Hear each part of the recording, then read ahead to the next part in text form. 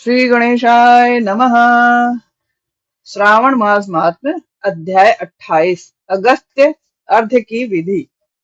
भगवान शिव बोले, हे पुत्र, अब मैं तुम्हें अगस्त्य अर्घ्य विधि पूर्वक कहता हूँ। यह समस्त मनोकांक्षाओं को पूर्ण करने वाला है। अगस्त के उदय से पूर्व समय का निर्धारण कर लें। अगर 7 रात्रियों का उदय हो तो 7 दिन पूर्व ही अर्घ्य देना शुरू कर दें। उसकी विधि निम्न प्रकार से है। प्रातः ही तिल स्नान के बाद सफेद कपड़े और माला पहन लें।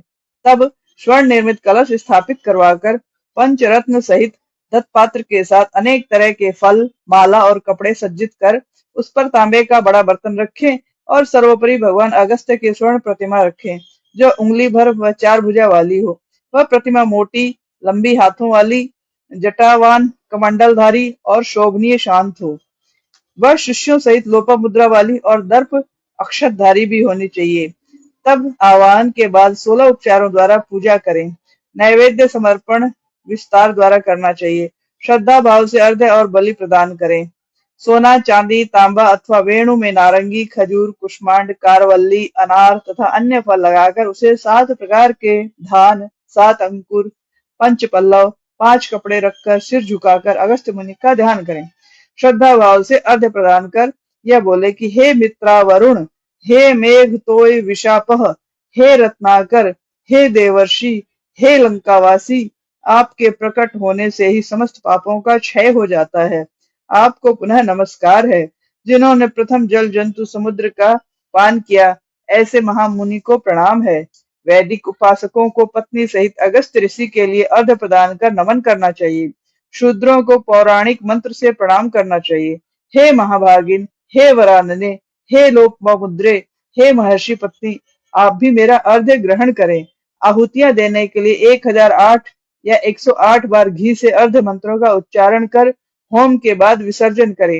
हे महर्षि अगस्त्य, मैंने आपका नियम और विधि अनुसार अनुष्ठान किया है। आप यहाँ आकर समस्त कार्य सिद्धियां करके ही जाएं। आप पूजनीय हैं, आप महान हैं। इस तरह प्रतिमा का विसर्जन करें अथवा ब्राह्मण को दान करें। वेद वेदांग के ज्ञाता, दरिद्र तथा कुटुंबी ब्राह्मण का सच्चे हृदय से सम्मान करना चाहिए।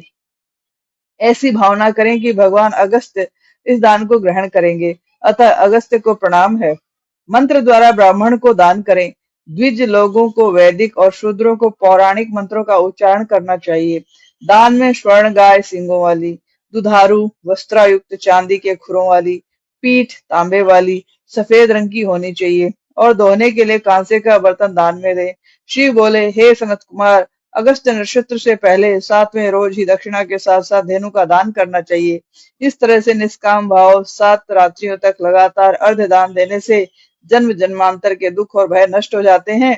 मनुष्य सकाम रूप हो चक्रवर्ती सम्राट का पद पाता है। ब्राह्मण को 4 वेद और 6 शास्त्रों का नायास ही संपूर्ण ज्ञान हो जाता है। क्षत्रिय अनंत और विशाल भूमंडल का स्वामी हो जाता है। उसे अतुल पशुधन की प्राप्ति होती है। शुद्ध शुद्र धनी और आरोग्य अ, को प्राप्त करता है। स्त्री को पुत्र प्राप्ति और समृद्ध गृह मिलता है। अतः हे वत्स, इस सत्कार्य से विधवा को अति पुण्य मिलता है। कुंवारी कन्याओं को सुंदर वर और समृद्ध गृह प्राप्त होता है।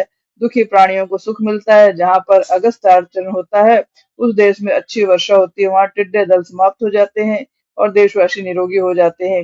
निष्काम भाव से जीवन धारण करने वाले युक्ति पथ के सहभागी बन जाते हैं तथा अगस्त्यार्ध का नियम पूर्वक पाठ करने वाले या उसके श्रोता भी पापों से मुक्ति पा इस लोक में नाना प्रकार के सुख भोगों को पाकर मरणोपरांत विष्णु धाम को जाते हैं।